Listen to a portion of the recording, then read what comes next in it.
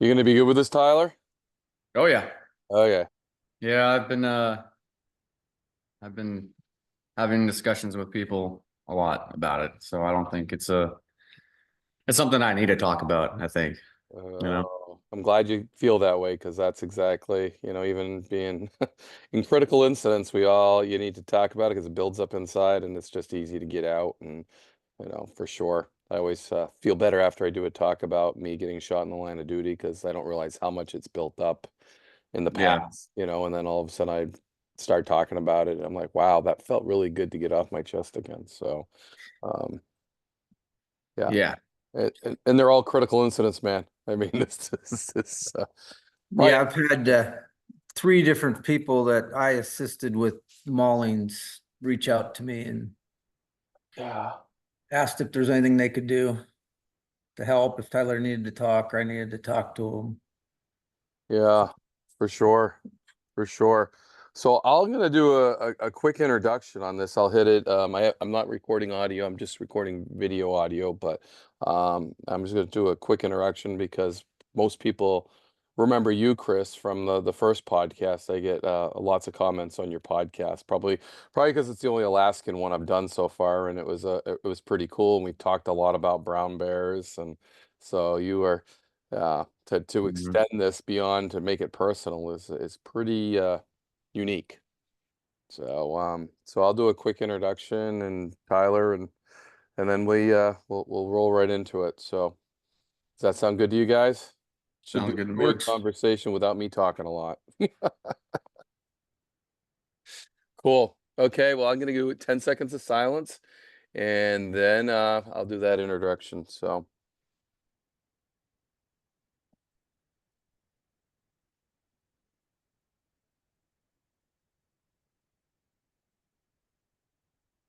this is kind of a unique Warden's Watch that we're sitting down with one of our former interviewees from Alaska, Chris Johnson.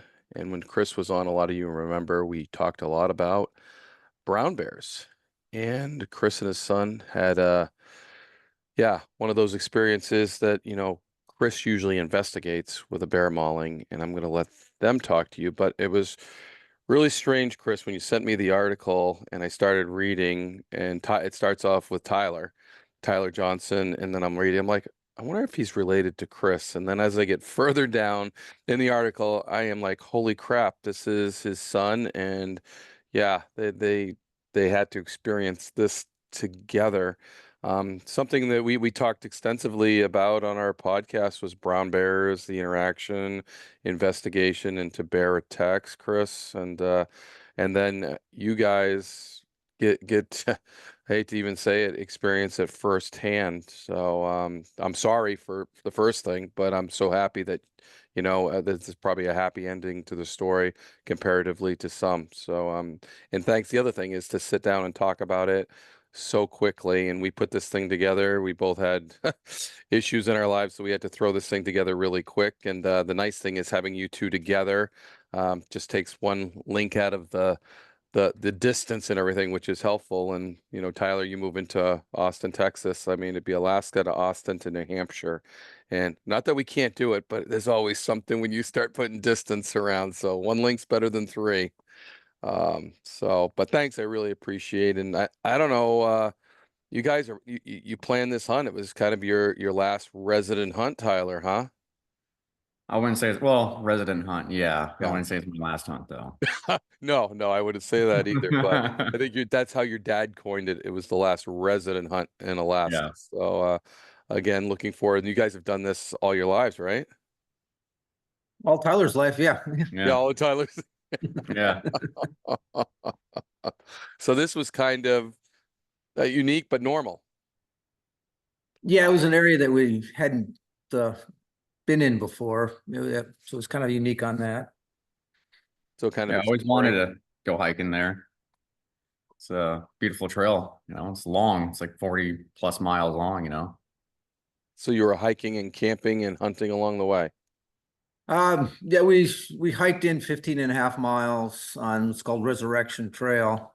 And then we set up a camp and we hunted from there.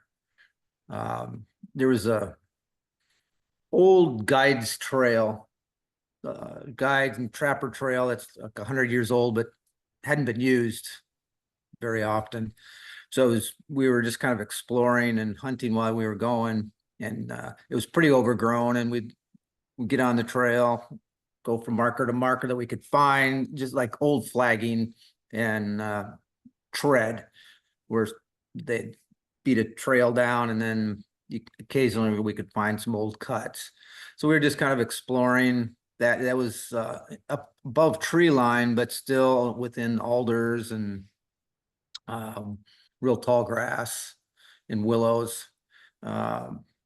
We before it dropped down into a valley, and before we dropped down into the valley, we glassed the valley. We didn't see any animals in it, so we started heading down the valley. And when we got to the floor of the valley there, we at the headwaters of this creek, we lost the trail because there wasn't good markers in there and good indicators where the trail was. So we spread out, and we were making quite a bit of noise looking for the trail. I eventually found the trail, and it dropped down into a little gully, and then it was in like alders and willows that were over our head and tall grass over our head.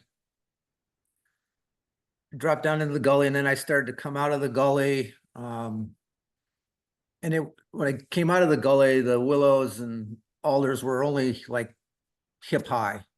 So you could see, and all of a sudden I see branches breaking in the trees, and the brush getting knocked down, and I hear this guttural just growl, like coming right at me. And in an instant, the bear was in that waist high, I'll call it pucker brush, and coming right at me. And I was just thinking, I'm about to get mauled. I turned my back so I would take the impact on my backpack instead of face forward. And at the last instant, it pivoted and went at Tyler, and I'll let him go from there. Yeah. I think it was probably 4 seconds from that growl until where it was on top of me. It's happened pretty fast. I can find out they are very agile, massive creatures. Like you said, it came running at him, and he yelled. I remember hearing bear, and then hey, hey, hey, hey, hey, hey. I don't know if that deterred the bear or not.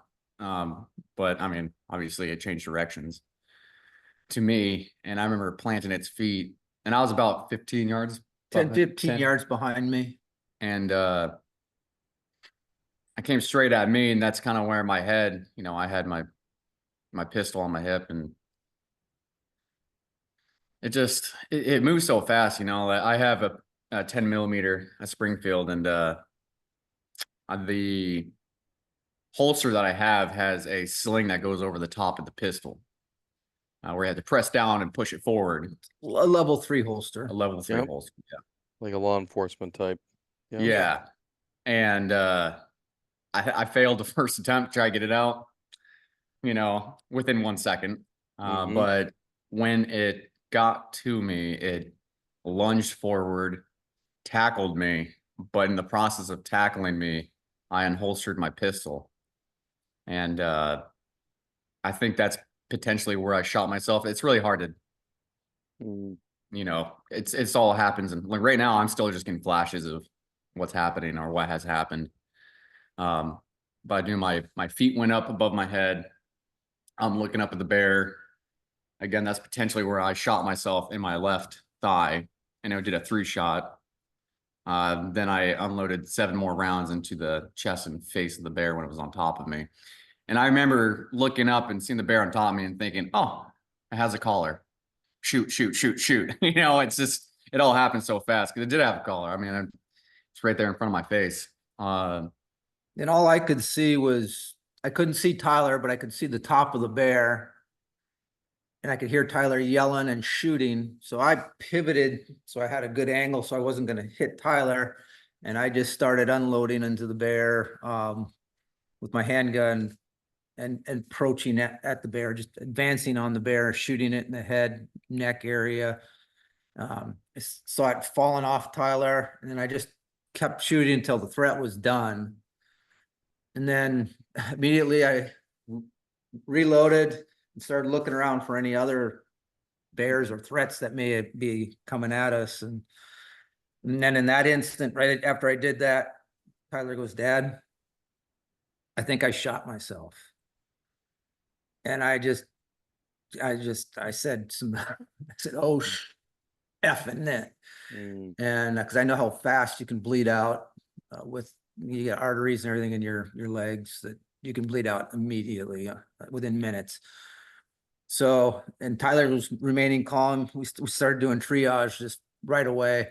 We cut his pants leg open, and we could see an entrance wound, but it wasn't bleeding too bad. Clear hole there. So we cut a little bit further and we can see an exit wound, and that was bleeding a little bit more, but not a ton.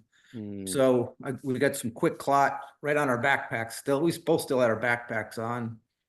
Grabbed the backpack, got the quick clot, put that on the wound and some direct pressure. That seemed to be controlling that. And then we looked down and Tyler said his leg hurts, and his boot was filling up with blood.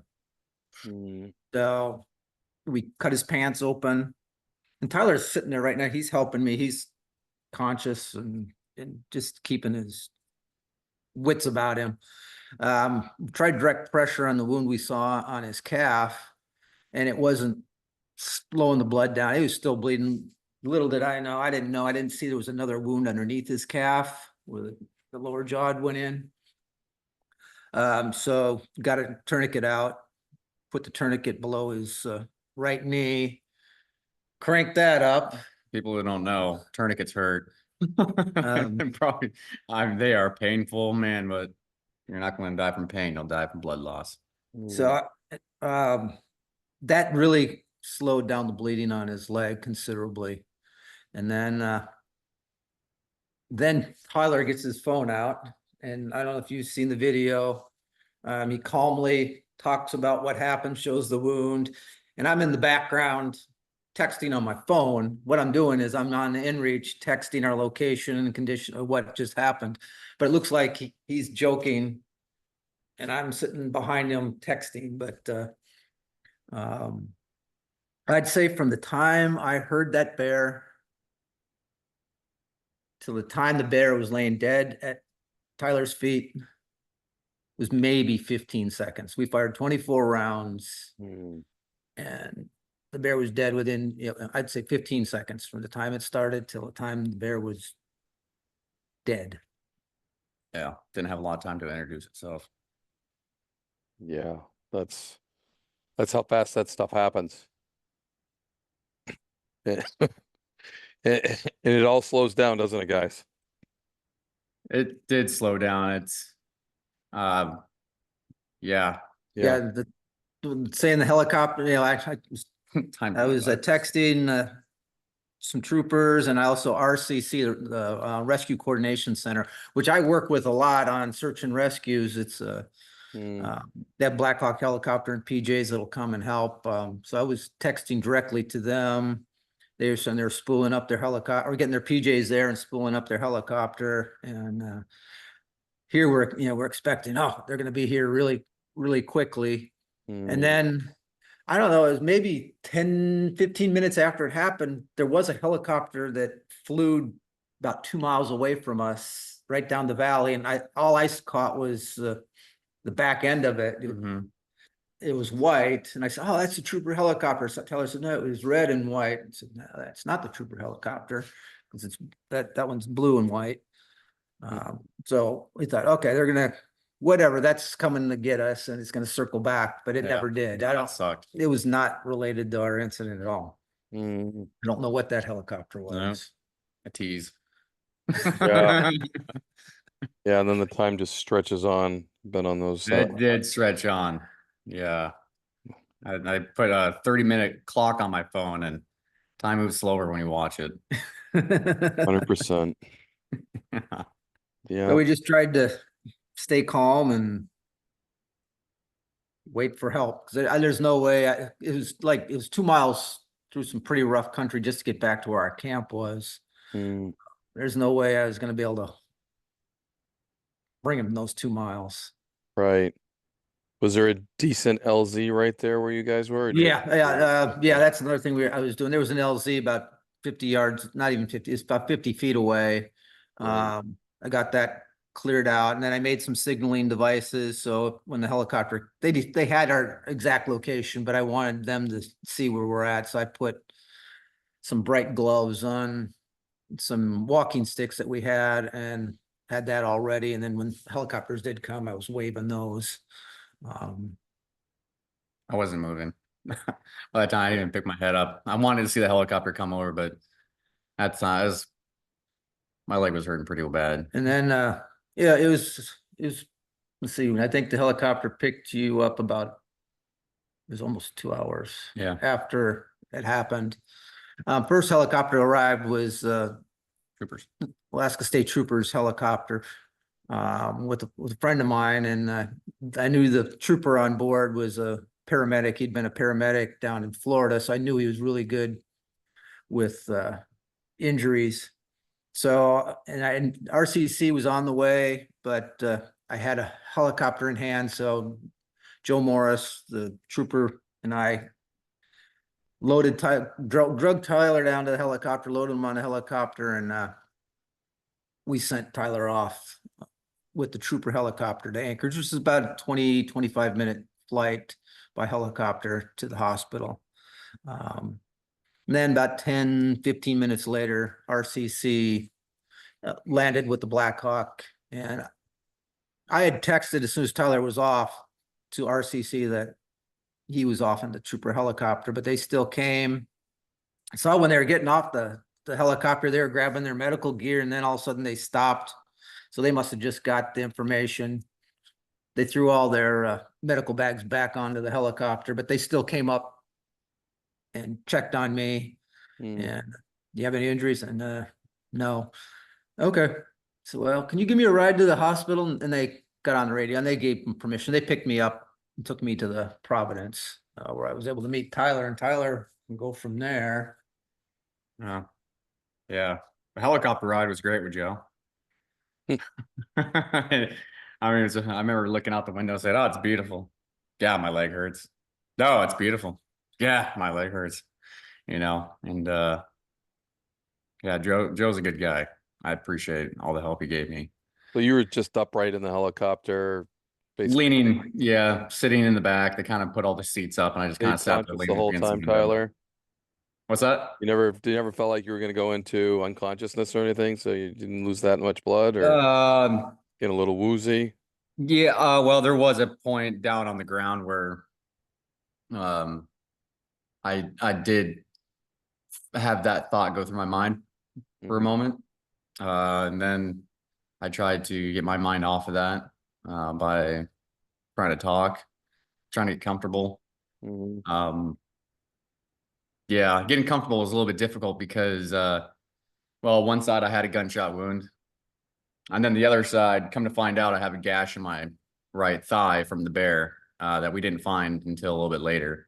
When I went to go grab have these little cans called Tisa, they're like tea pouches that you suck on, kind of like chew. But I went in there, went to go grab it, almost like a comical thing. I pick it out and it just drains because there's a claw mark through it.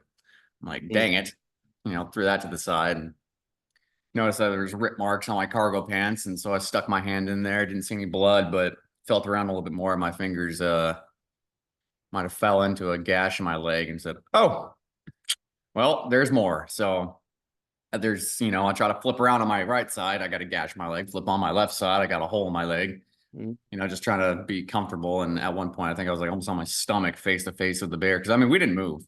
The bear was right there. We're just, the incident happened and we didn't move. We just stayed put where we were. The bear was deceased, and that was obviously the best place to be right there at the moment. So. Chris, your training kind of kicked in. I can see that all the way through this process. Yeah, I've been teaching bear safety for over 30 years. to other employees and the public. And then I've also been on the SWAT team for 22, 23 years. So I train in close proximity to people firing guns and watching your lanes of fire and stuff. So to me, it all seemed like almost a training.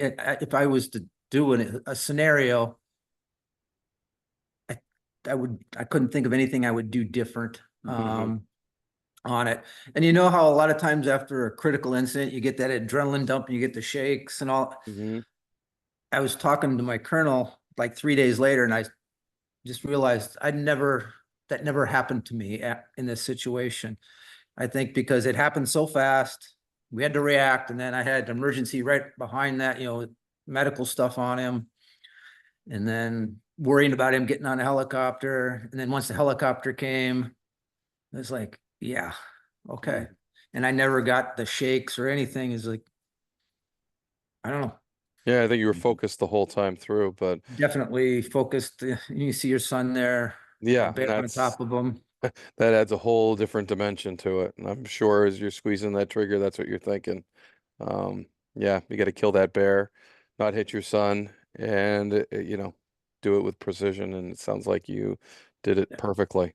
I'm so proud of the way Tyler, he was right there. I mean, he was so calm throughout the whole thing, and he's sitting there videoing. Okay, we got this.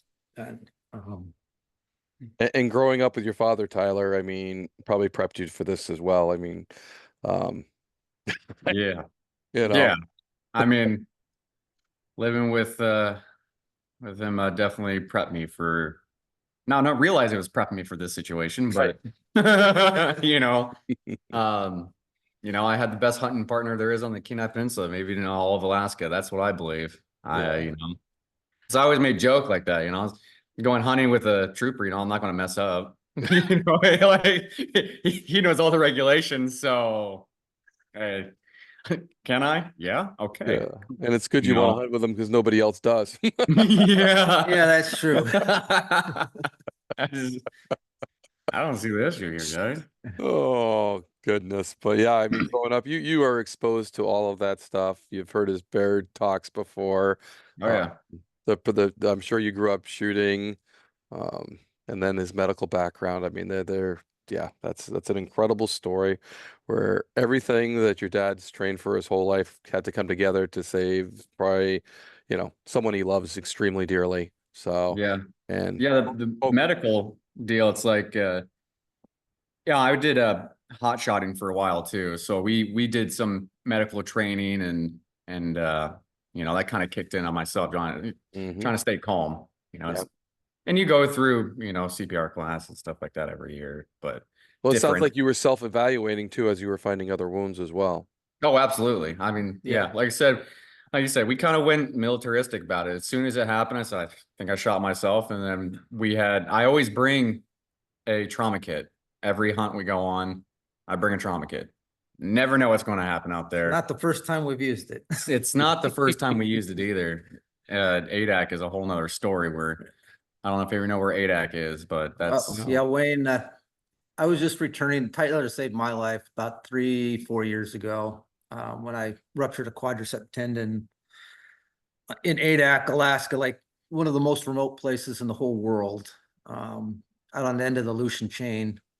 I ruptured a quadricep tendon, and we were about 4.5 miles back from where we could get any kind of help or camp. And so it's not the first rodeo we were through, but I was just returning the favor. yeah. Now we're even. We're square. No more. No more. Yeah. I don't know. It sounds like you guys will have many more adventures, for sure.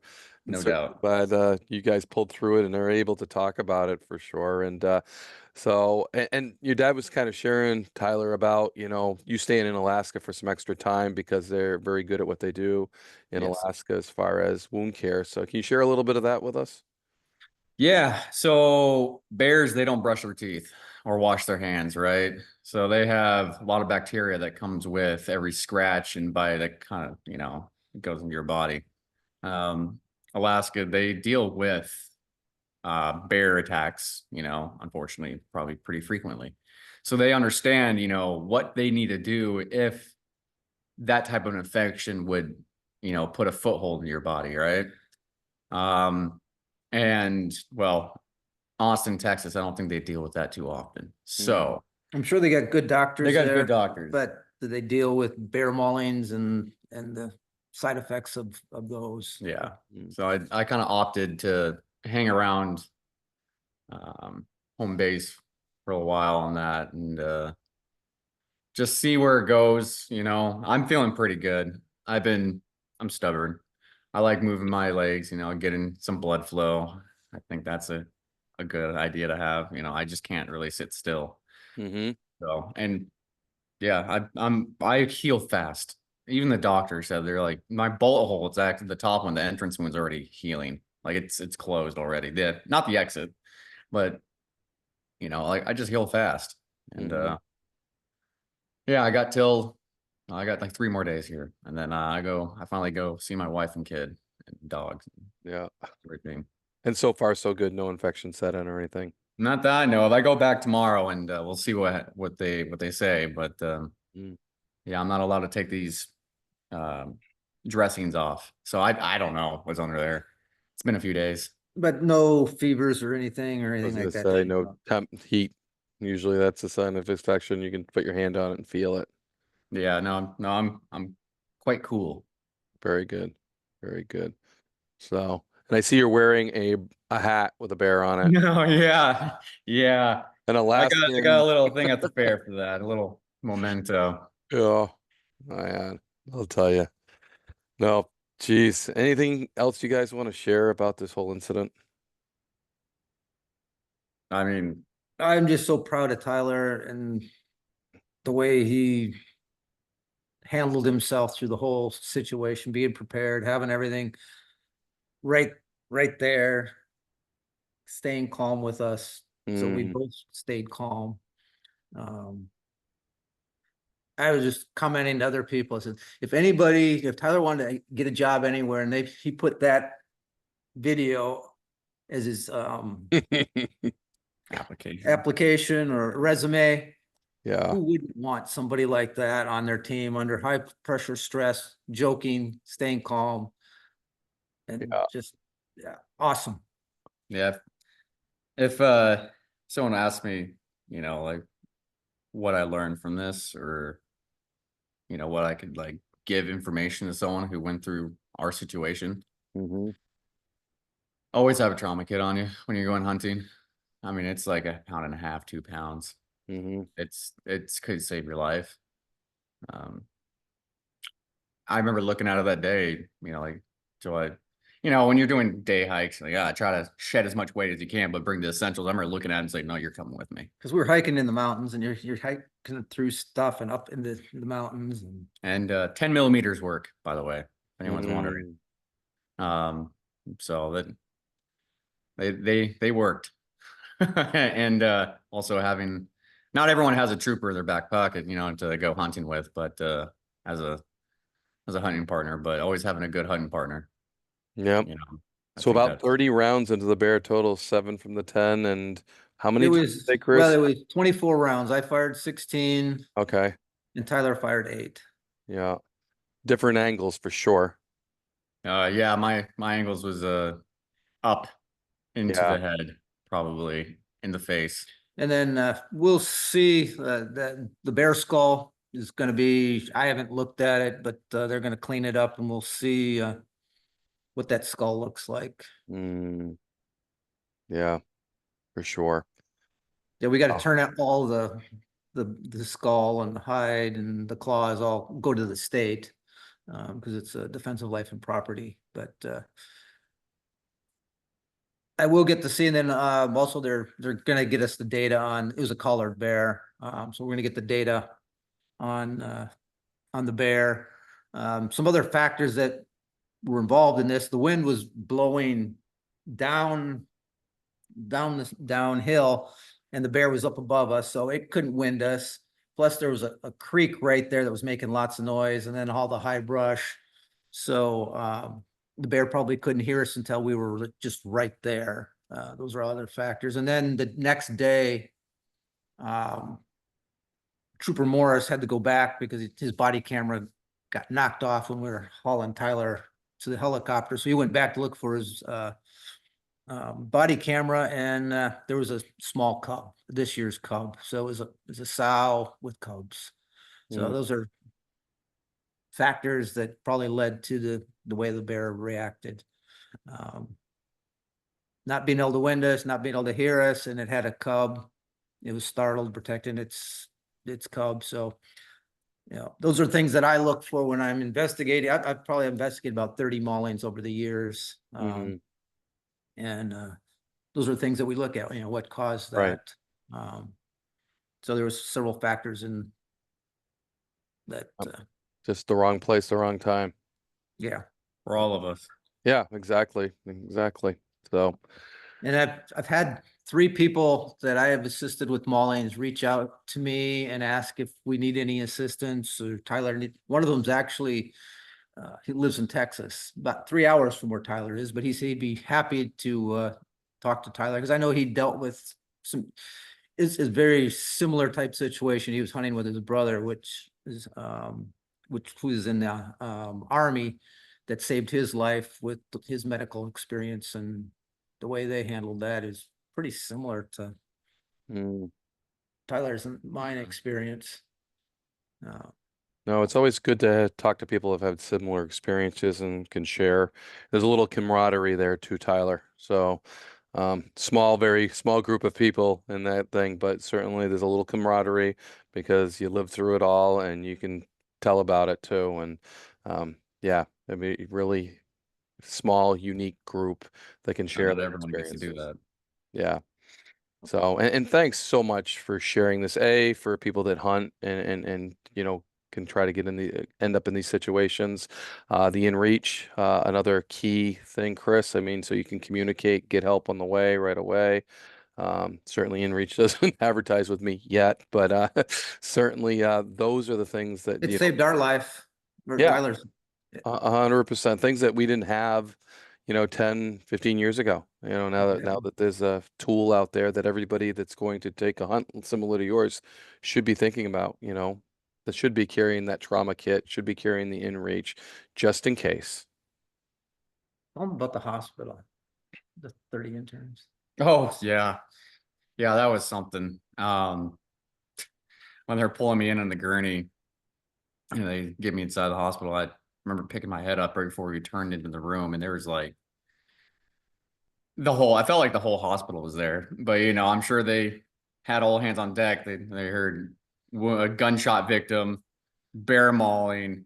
They probably thought Freddy Krueger was going to come through that door. So they had the whole all hands on deck, and then they got me making jokes and stuff when I pulled in. They're like, "Who the heck's this guy?"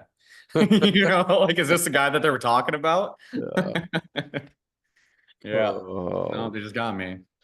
Yeah, I'm sure they wanted everybody on staff just to see, because it's probably, even in Alaska, it's probably rarer than not. I mean, I don't know how many happen, but I'm sure that's, especially if you're an intern, you're learning. They're getting everybody down there to see what's going on and see those types of things. So. Yeah, it was wild just seeing everyone there. Yeah, I heard about that later, and I just laughed. I said, "That's Tyler." Yeah, He's making jokes, so they're all watching him come in with a gunshot wound and a bear mauling, and he's making jokes. No, yeah. that's exactly. Keep that attitude, keep that going, keep that positive mental. That's what gets you through things. Yeah. Gets you through things. So, cool. Well, again, thank you guys so much for sitting down and sharing your experience with all the listeners, game wardens, outdoor enthusiasts, and just people that, want to learn more about conservation. So appreciate it. Absolutely. Yeah, thanks, Wayne.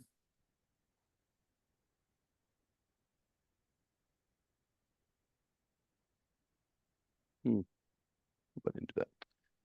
Cool, guys. I'm still recording video, but yeah, that's an incredible story, man. Do you want to go up and go hunting? If you look at it this way, Actually, I hate to say I do. we had 2 tests against us, but we came out on top. So Yeah. it depends on the way you look at it, right? I always say, you know, we have a determined time that we're going to leave this earth.